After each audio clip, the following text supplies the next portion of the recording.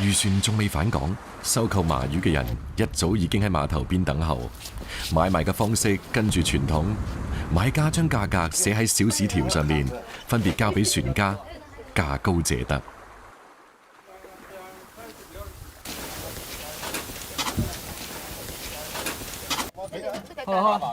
好，知道咩頂咯？今日捉咗條細魚，黃坤成特登留落嚟，攞翻屋企俾個孫同漁民兄弟食。媽咧，阿媽晒應佢啦。喺度望啊，喺度就望啦嚇。好。黃坤成上年在外跑海，今年為咗帶孫，先至翻到紅海灣嘅。曾經開過大排檔嘅佢，係整魚嘅能手。麻魚肉質緊緻，帶有海鮮特有嘅鮮味。魚頭魚骨煲湯，魚肉可以滾粥、燜炒或者清蒸。但麻魚嘅最佳配角非潮汕鹹菜莫屬，蒜蓉同薑絲爆香，倒入魚肉翻炒，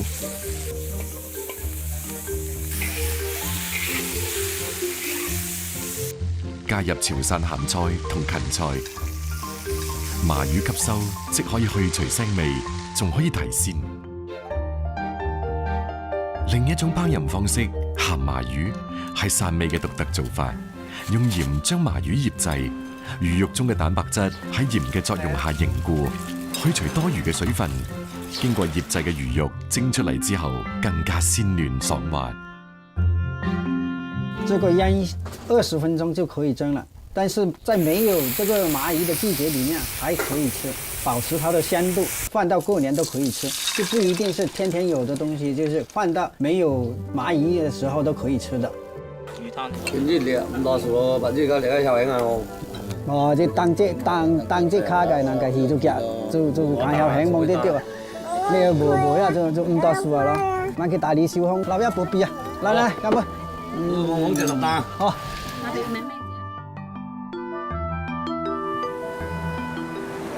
靠海食海，呢2年漁獲大減，漁民生活大多數都清苦。就算係兒女早已成家立業，但係同大海打咗一世交道嘅老漁民，對大海心存依戀。一日唔出海就覺得唔舒服，亦係佢哋更加知道呢個每一口海鮮嘅來之不易。每次辛苦咁同時間賽跑，亦只為保持海鮮嘅原味。麻魚出沒歷時2個半月，而喺山林深處嘅一種以鮮聞名嘅菌出沒更短，只會俾山民1個月嘅時間。廣州增城嘅西湖灘村，家家戶戶都種荔枝。農曆5月，荔枝紅，村民開始喺荔枝林裏邊尋找一種極品美味。反正我天天都來這裡灌這個五葉菇的，哈，撿了多少都多少咯，反正撿到都是錢的嘛。鄭大姐講嘅五月菇係當地人嘅叫法，而被頂級食貨所熟知嘅係佢另一個名——荔枝菌。荔枝菌對生長環境要求十分苛刻，只係生喺果林裏邊潮濕嘅白蟻竇上。白蟻分泌出嘅某種酶可以促進佢嘅迅速生長。啊，找了這麼多那個五葉菇了，找了幾天都沒有找到，現在找了這麼多了。一柄肥壯嘅荔枝菌，略呈紡紗朵狀，菌尖好似一把收緊嘅遮仔。咁樣嘅荔枝菌可以被列為特級品，極為清鮮爽口。如果再遲半個鐘頭，菌尖打開咗，鮮度就會大打折扣，賣價亦都會平一半。所以採摘荔枝菌一定要快。一般撿那個五葉菇呢，一出那個裏面的時候是這個嘛，那過了3個鐘左右呢，是這個半的嘛。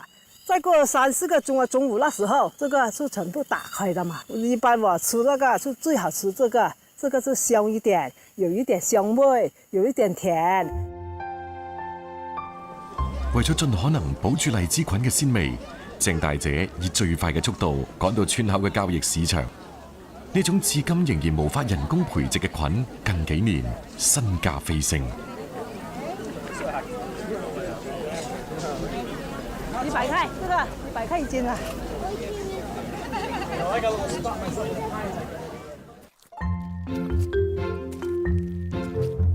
鄭大姐係舊年村裏面嘅採菌狀元，為咗增加1個月幾千蚊嘅收入，鄭大姐喺5月變到異常辛苦。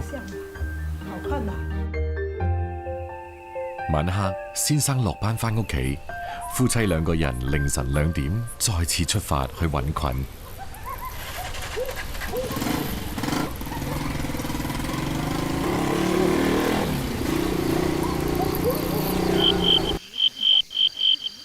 第一個怕那個蛇嘛，怕那個蛇啊，有什麼那個雕啊，那個小鳥啊，什麼東西叫都怕的嘛，所以我都走近一點，一個人肯定不敢去的。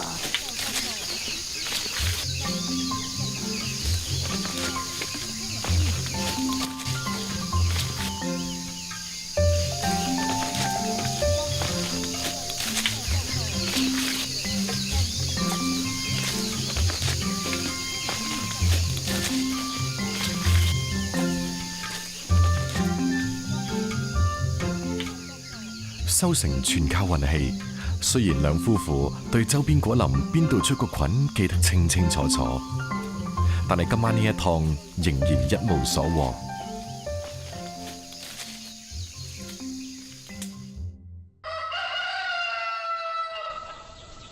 荔枝菌係每年5月村裏人額外嘅一筆財富。鄭幹清係村裏面少有嘅冇外出打工嘅壯勞動力。沒有養那麼多錢，就沒有俾佢讀咯。好像7歲就可以俾佢讀書可以。哪個錢啊？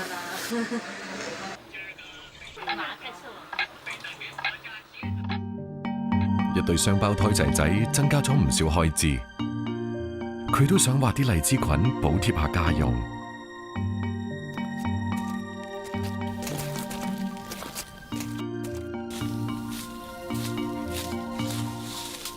野生菌類蛋白質含量豐富，而且組成蛋白質嘅氨基酸種類十分齊全。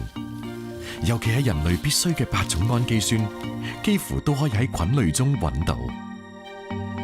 豐富嘅蛋白質提供鮮味，呢個亦都係菌口味鮮美嘅奧妙所在。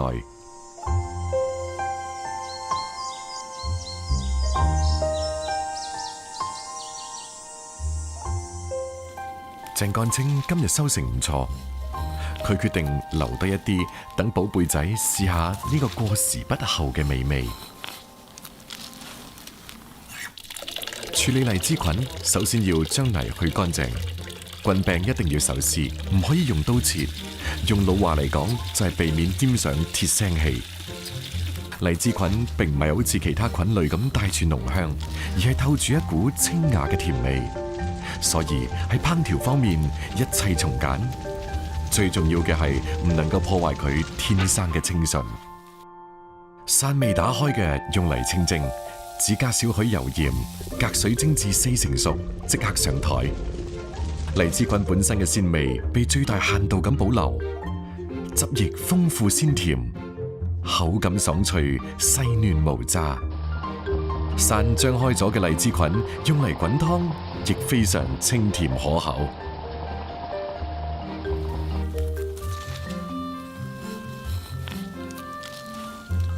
我哋試到嘅大多數鮮，其實都係對食材本味嘅提煉同升華。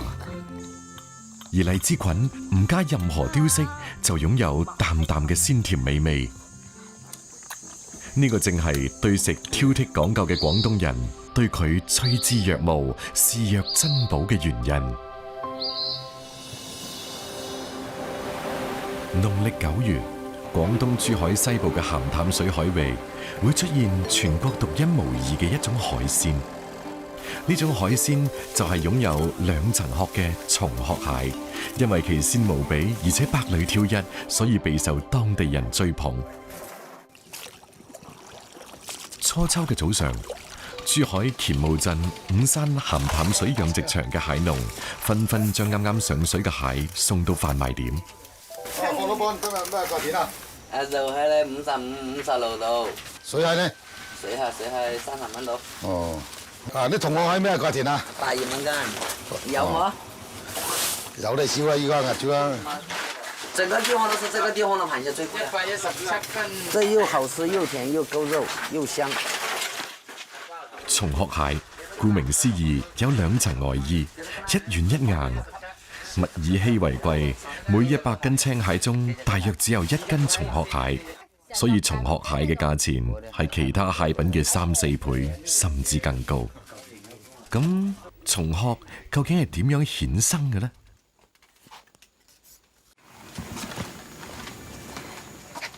養蟹人根叔係土生土長嘅斗門乾務人。上世紀90年代初，佢成為村裏面第一個養螃蟹嘅人。25年裏面，佢以蟹養育咗一家3代人。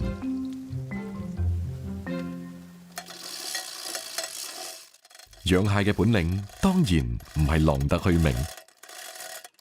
為咗保持蟹嘅鮮味，根叔嘅餵養一直堅持佢悟出嘅最貼近自然嘅方式。嗰啲料就係餵蟹㗎，扁仔喺大海捕撈翻嚟㗎。嗰啲每日咧就餵30包上下，嗰啲價錢就餵25蚊一包咁上下。餵飼料嗱肉冇咁鮮味㗎，冇咁清甜㗎。餵嗰啲自然就好啲嘅啲蜆啊。乾務地處珠江3大出海口交匯處，流動嘅鹹淡水灌溉田塘，有純天然嘅地理優勢。乾務青蟹就有咗最接近原生態嘅生長環境。呢個亦都係根叔當年敢於嘗試養青蟹嘅底氣所在。青蟹1年4季都可以生長，喺唔同生長期可以分為奄仔蟹、水蟹、肉蟹、松殼蟹、膏蟹等。其中松殼蟹最為罕見，只有乾務獨特嘅鹹淡水質先至可以促使青蟹自然脫去硬殼，生出嫩殼，形成特殊嘅松殼。每日下晝3點係根叔自設嘅放籠時間。選擇呢一個點係因為青蟹呢個時候都停留喺灘塗水窪之處及泥縫裏面，等待夜間先至四處覓食。覓食過程中，邊個都走唔甩根叔設落嚟嘅籠網。而家放咗50米冇，因為冇料食啊，佢哋多啲入啊嘛，有啲少啲咁噶。一般嘅同學蟹我哋好少攞上嚟噶，個珠比較細啊，係咪？等佢除咗殼咧，變為蟹乸就大過啲，膏蟹啊咁就大過啲。因為松殼蟹喺褪去舊殼嘅18、9個鐘頭之後，新殼嘅體積顯著增大，體重增加70%，甚至更多。呢次蛻變之後，松殼蟹已經完美轉身為膏蟹，價錢會再攀升。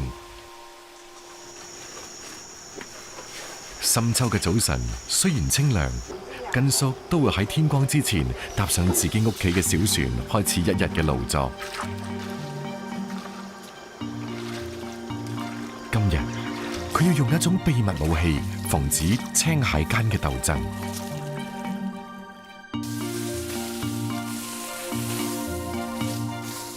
即係蟹之前咧，你要掘嗰啲蘆葦啊，掘嗰啲蘆葦呢度一嚟隱蔽呢蟹，冇俾佢打交嘛。原來青蟹有同類互相殘殺嘅習性。可憐嘅松殼蟹準備退殼，自然成為咗被捕食嘅主要目標。蘆葦正係隔離廝殺嘅好幫手。根叔沿住放網嘅坐標，一個一個網籠慢慢拉起身，看似簡單嘅動作中間，卻蘊藏住收同放嘅學問。慢慢啦，彈下彈下已佢卡住㗎，你網索啊嘛，就啊就啊，又唔放佢去。要跳啊！要跳佢邊度高蟹，邊啲肉蟹，邊啲放咗佢咁，又係最養，唔夠高嘅又要放養。喺嗰個角嗰度調光線啊，朝頭早到東邊啊，麻花到西邊啊，調光線呢，一照，佢離嗰個角啊，等到頂呢嗰啲肉啊，佢哋又高。係依家搏起嚟跌跌啦，等到今晚先落咯。嗱，嗰陣咪同學噶啦，嗰度嗱個公就喺上邊啦，個馬嘅女仔就喺落邊啦。佢吹學之前要受公保護噶，嗱倒佢落去得攬住㗎嘛。咁你摸下佢嘅角嗰度呢，如果有裂嘅呢就比較熟啲，佢嘅爪呢就慢走啲㗎，冇咁活力咁大㗎嘛。陣變呢吹學啊嘛，嗰啲好靚方啊，唔陣露埋一齊啊，露埋一齊等陣就打交佢就撳死佢。每一隻上水嘅蟹都走唔甩根叔嘅法眼。高蟹上框，水蟹放養，蟲殼蟹預留。每日2個鐘頭嘅重複動作，根叔持續咗整整25個年頭。依家習慣咁嘅生活，就每日都要咁做嘅。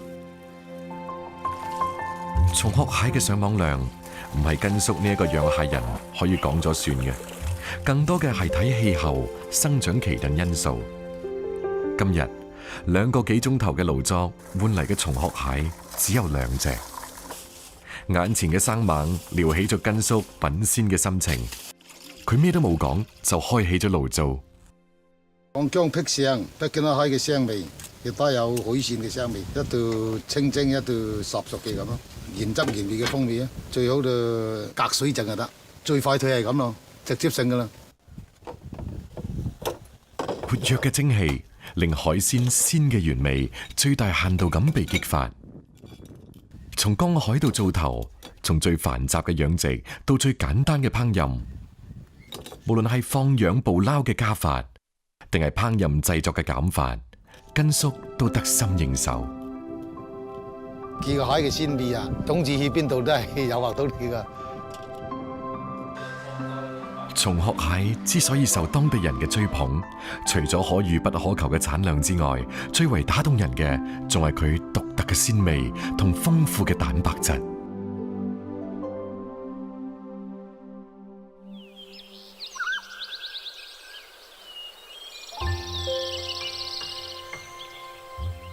廣東靚雞數清遠，呢度多山，青竹成蔭，灌木成林，昆蟲較多，俾咗清遠雞天然嘅食利。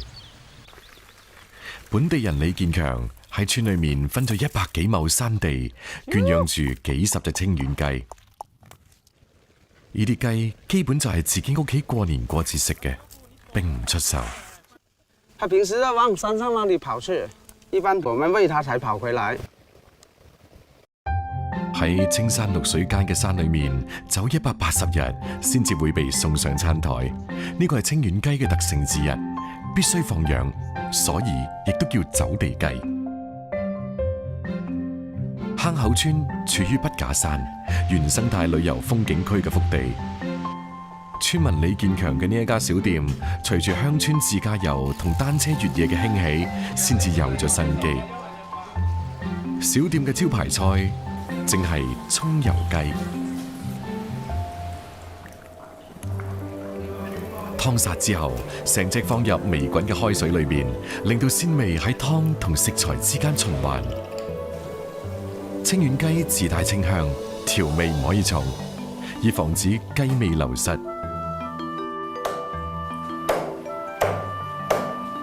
雞斬塊之後放入葱段爆香，咁樣嘅雞肉纖維細緻緊實，淡淡嘅葱油味混合咗雞鮮中帶甜嘅味道。清遠雞嘅肉質比其他雞要柔軟一啲，纖維緊緻之餘帶一啲彈牙感，肉熟骨不熟。白切可以最大程度咁保留清遠麻雞嘅鮮味。李建強個仔李子豪好瘦，唔中意食其他肉，自細就係中意食雞。啱唔啱食？係啊，啱食。今日咁等我食多2嚿啊，係啊。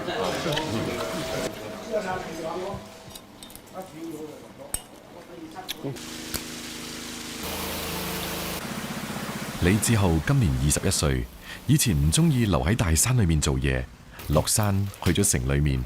直到上個月，佢決定仲係要翻上山嚟幫爸爸。他老爸那麼辛苦了，那就願意回來幫他做。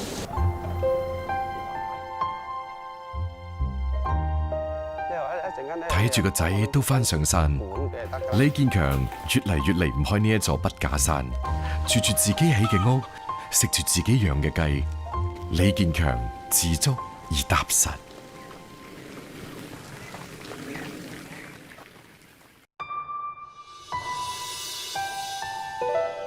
廣東嘅冬天嚟得遲，但南昆山比海邊嘅溫度低咗好多。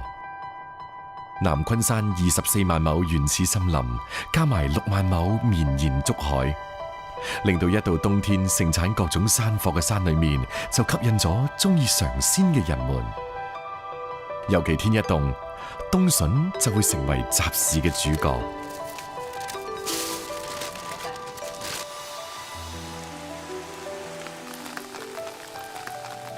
落咗一日雨之後，難得嘅大晴天，村民李叔即刻攞住棍出門。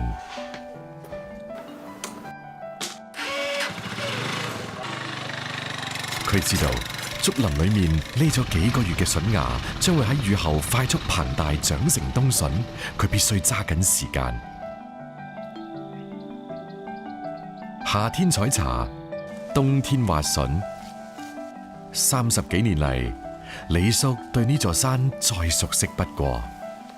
邊一片竹林筍多，佢一眼就可以睇出嚟。現在的筍要把它挖掉呢，它就使那個養分呢全部供在下面那些小的了，就是留在它在清明前生株子的那個養分。那個時候挖掉了，它那個時候呢那個株子生得就比較大。冬筍從來都唔露面，本地人挖筍主要睇土。這一根呢又出了土了。外行人睇落去好似一樣嘅土地，李叔就可以辨認出邊啲土層鬆，邊啲表面裂開，筍尖就嚟要冒出。冬筍其實係無竹底下嘅竹邊側芽發育形成嘅筍芽。因為根基唔深，好難生成竹，爛喺地裏面，反而阻礙咗無竹嘅生長。物盡其用嘅山裏人喺睇落去冇用嘅根莖中，發現咗冬筍呢一種山林美味。冬筍嘅生長周期極短，南昆山嘅冬筍一般只係喺10月中旬到1月中旬先有，因為產量少。冬筍嘅價格比春筍要高好幾倍。呢3個月，村民紛紛利用時間上山挖筍補貼家用。但為咗生態平衡，保證年年有筍，村民都會恪守祖輩流傳落嚟嘅規矩。村裏面還沒有秋高是沒有說禁止挖的時候，就全南昆里到處去都可以。但一到高春，不用秋高是。那個就不用不去挖的，你自己你也不挖。哎，老闆，冬筍啊！哎呀，好靚哦，條冬筍哦。冬筍好食哦，見下哦。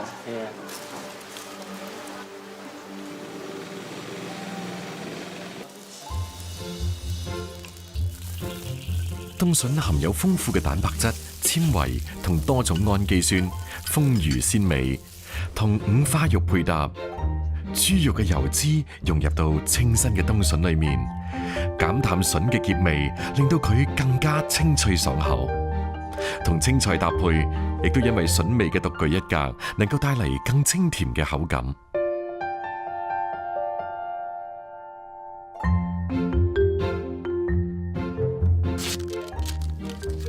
筍4季都有，但以春筍、冬筍為佳。黃中帶白嘅冬筍屬於上品，所以冬筍亦都俾當地人稱為金包肉。路廣食筍同其他地方唔同，除咗去除筍衣，口感有啲粗嘅筍頭亦都會被去除。細隻嘅冬筍所剩無幾，但鮮嘅精華全部得以保留。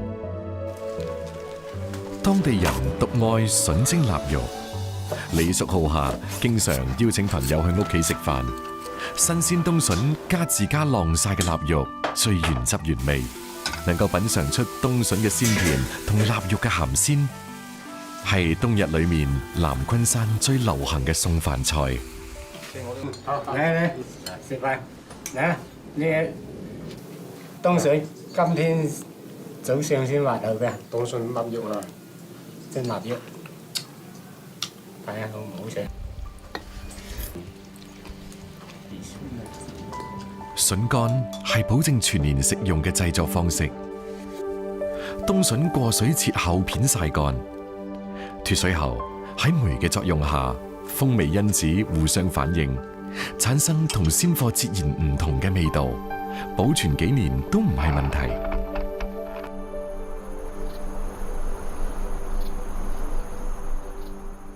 喺距離惠州300幾公里嘅韶關，同屬客家民系嘅南雄，筍保鮮嘅方式就大有不同。因為地處粵北同江西交界，濕冷嘅氣候令到南雄菜以鹹、辣、香、酸4大味著稱。酸筍亦都成為咗南雄必不可少嘅提鮮調味佳品。清晨5點，李兆文一早就起身，佢要趕住喺太陽出嚟之前，幫媽媽將今日醃製酸筍嘅水擔好。不見天嘅井水係製作一壇好酸筍嘅關鍵。這個水必須是要在太陽曬到之前才能用。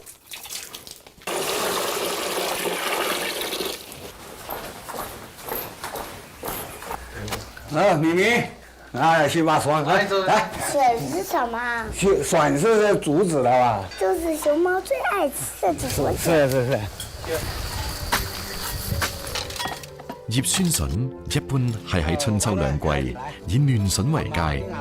但李兆文嘅弟弟就冇咁講究。喺城裏面長大嘅細路仔，難得國慶返鄉下，帶住佢去挖筍，感受家鄉嘅氣息，先至係呢一趟嘅目的。喺南雄，家家戶戶備有酸筍缸。對李家兄弟嚟講，酸筍嘅味道就係媽媽嘅味道，家鄉嘅味道。我們2個小孩回來去再搭一點點，搭給小孩吃。酸筍嘅製作過程亦都好簡單，竹筍切塊放入缸裏面，倒入井水醃製。當地井水特有嘅礦物質，加埋太陽嘅照曬，筍唔加調料，亦都可以自然變酸。1個星期之後就可以食用。農曆9月13，烏徑鎮新田村聖士節，有住1700幾年歷史嘅古村落，喺呢一日迎嚟咗全年最熱鬧嘅一日。呢個以聖士為節嘅傳統節日，原來係為咗祭拜祖先、敬祖牧族，而依家漸漸演變成為咗分居各地嘅大家族團聚嘅日子。在外幾遠嘅親人都會喺呢一日返到屋企嚟。今日李家4代同堂，熱鬧程度甚至超過春節。要數80歲嘅李爺爺最開心。聖士節嘅圍餐亦都係老少合作嘅，而餐台上嘅主角非酸筍鴨莫屬。新田村依山伴水，自己屋企養嘅鴨食谷長大，肉質豐厚，口感柔軟，搭配酸筍炆製嘅酸筍鴨係南雄嘅名菜。姐夫賴春生係村裏面嘅大廚，每年過節都擔起咗烹飪煮菜嘅工作。把這個鴨子炒糟了，再下油爆香，爆香以後你再下這個酸筍，再下這個香料。辣椒嘅辣同酸筍嘅鮮完全滲透到鴨肉裏面，特別嘅酸筍味令鮮味嘅鴨肉更係餘味綿長。而鴨肉味入筍，唔單止中和咗醃筍嘅酸味，更加令到筍既脆又鮮，係道絕佳嘅開胃菜。對在外漂泊嘅新田村人嚟講，酸筍鴨嘅味道總係能夠勾起家鄉嘅記憶。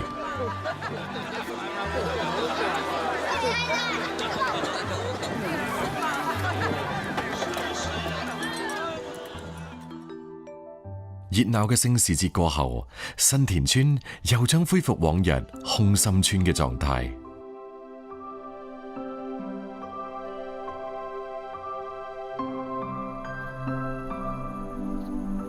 冬至一過，2015年嘅倒計鐘聲即將響起，一場號稱人數最多嘅養生盆菜迎新宴，將喺惠州羅浮山腳下舉行。葉定華係呢一次盆菜宴嘅總統籌，為咗獲取最鮮美嘅食材，佢開1個幾鐘頭車嚟到羅浮山上嘅蘇爐村。這裡的出名東西有3樣，一樣是臘肉，一樣是甜茶，一樣是菜乾。個臘味準備好唔有？準備盆菜嗰啲乾腸夾唔夾？臘腸夾下，臘呢夾係嘛？夾唔夾乾先啊？夾係嘛？哦。盆菜宴成唔成功，好大程度取決於食材嘅質量。葉定華選取蘇爐村最為出名嘅臘肉同菜乾，呢啲喺純天然中晾曬嘅食材，蘊含咗自然之氣，口感更加鮮甜順口。蘇爐人醃臘味好講究，配方從來唔外傳。肉質選取嘅係山上純天然環境下飼養嘅家豬，配方獨特，肉質鮮香，令到臘味散發出獨特嘅鮮美味。親自挑選完關鍵食材之後，葉定華即刻趕返大本營。兩點打電話，大家你把工作做好。他負責洗菜的洗菜組，他就負責去砍雞砍鴨，他就是負責燜豬肉的啊。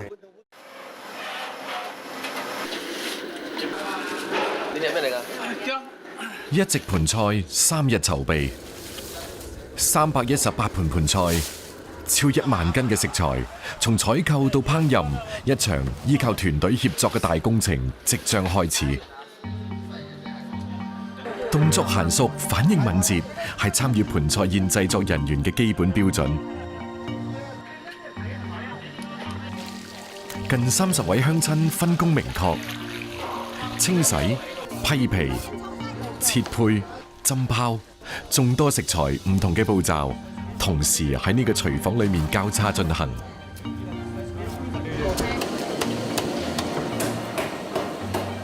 那這個太小了一點點，這個要是你那樣不均就不好看啦。700斤豬肉，160隻雞，斬刀同砧板嘅撞擊聲起伏不斷咁徘徊喺廚房裏面。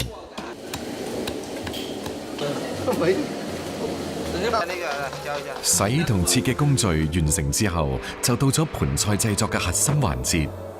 老廚師高貴圖係盆菜宴嘅靈魂人物，所有食材嘅煎、炸、燒、煮、燜都係由高貴圖負責。這桂皮是調那個豬肉的香味，辣椒呢也是調那個香味的，就把那個豬肉的騷味去掉。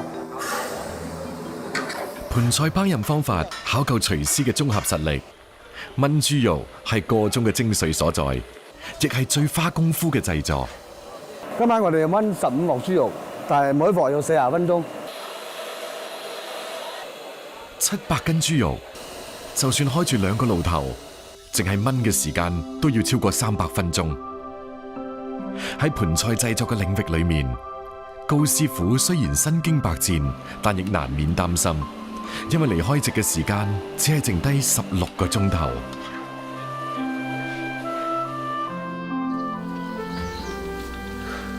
反正你就估計等下就要碌菜，你咪碌入邊要擺後開嘛。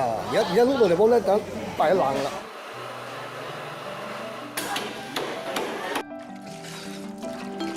一整晚嘅奮戰結束，煎炸燒煮燜嘅工序基本完成。高師傅開始調製盤菜嘅點睛之筆勾芡。這個是盤菜最後一個程序最主要的一個選擇來的，把20多種菜的鮮味全部提起來、拉起來。盤菜嘅最後一步打盤頗為講究，將烹調好嘅食材從下往上逐層鋪放，蘿蔔、青菜、枝竹同油豆腐只能永遠隱藏喺盤菜嘅最底端，吸水上層食材嘅鮮汁。口味濃重嘅海鮮肉類將會逐層而上。打好盤後淋埋芡汁，先算係大功告成。芡汁勾入菜肴裏面，會緊包原料，從而制止咗原料內部水分外溢。咁樣既保持咗菜肴鮮香滑嫩嘅風味特點，又令到菜肴形體飽滿而唔易散碎。318盤盤菜喺呢30幾個人嘅手裏面展露蒼顏。派火咁啫，打包翻屋企嘅。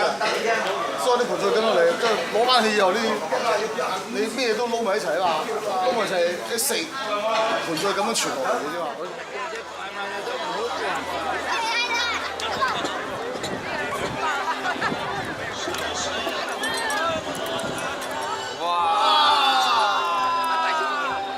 大家拎住筷子喺盤裏面不停咁翻找，肯定會呈現出情趣盎然嘅情景。而且越係喺盤深處嘅菜，味道就越鮮美。盤菜食法亦符合中國人嘅傳統宗親法度。一圍台食客淨係食一盤菜，寓意團圓長歲嘅氣象。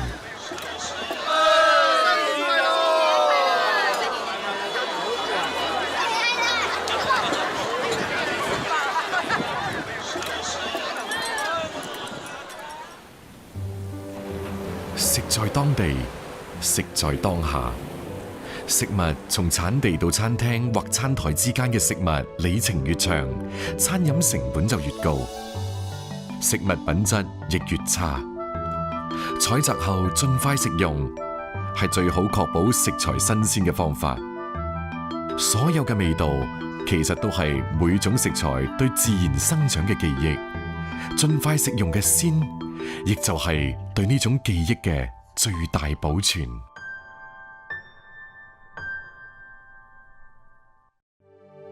呢啲食材，有人驚恐逃離，有人趨之若鶩。一直都存在這個東西。到底係舌尖上嘅冒險，定係就地取材嘅嘉賞？等我哋放低偏見，睇下佢哋點樣成為老廣偏愛嘅家鄉味道。上脆金。歡迎收睇下集《老廣的味道之偏》。